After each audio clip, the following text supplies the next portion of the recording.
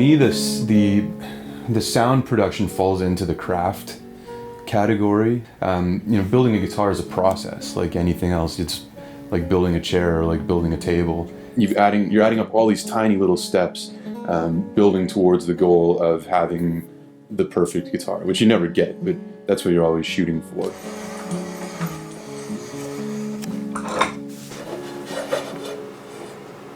It's really important to make every part of the guitar as beautiful and as close to perfect as I can make it.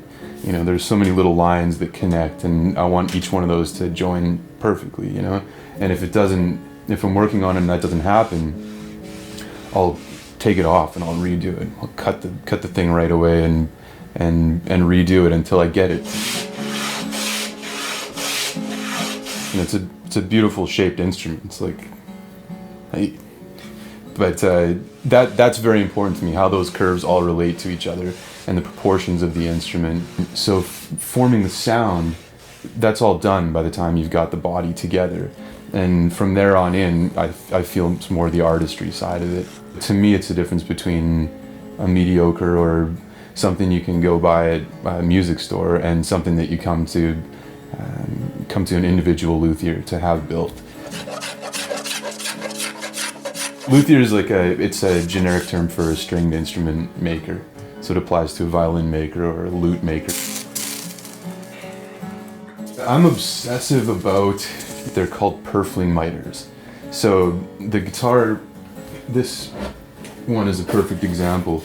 It looks bad right now because I've got tape all over it, but these lines all surround every edge of the instrument, and if you get them perfectly cut with a chisel, you can line them up and glue them together, and when this all gets scraped and sanded down, you won't see a join there. It'll just look like one line that continues like that. So that's the kind of thing that I'll obsess about until it's absolutely perfect.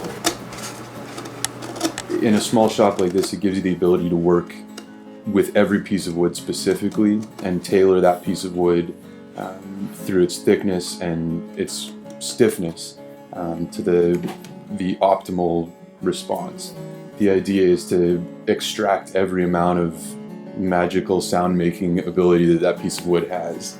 I order wood from all over the world. I've got a guy in India that gets me rosewood, a guy in Africa that gets me ebony. So it comes from all over the place, and every piece of wood has a different property.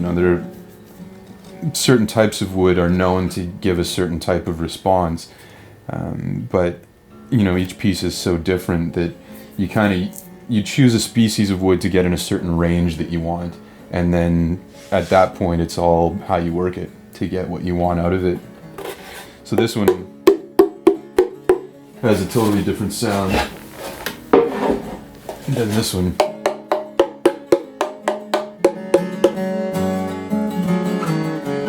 When people place a custom order with me, which is pretty much all I'm doing now, every aspect of the guitar can be customized, and people often have an opinion about every little thing on the guitar. I'll communicate with people for months or even years before I actually start building the guitar. I've got my waiting list right now is about 3 years, so I generally start the conversation with a new client right when they order the guitar and say, if you have ideas, send them to me, which can be difficult sometimes, but at the end of the day, I think it's really great when somebody knows exactly what they want. They can specifically choose every piece of wood, every species of wood, every little tiny decoration that's on the guitar. And a lot of the time spent talking to them, besides what they're looking for sound production, is the details. Then ebony, Madagascar rosewood, and satinwood with little maple veneers in between. It's like every guitar needs to be different because it's going to a different person. So I don't often get the opportunity to build two that are exactly the same. I mean, sometimes I'll be working on an instrument for a year, and when it's finally done and everything's perfect and I hand it off, it's like giving away your child. And some of them, if they turn out really good, sometimes I want to keep them. It's hard to give that away to somebody and say, I hope you enjoy this, because I know I would have.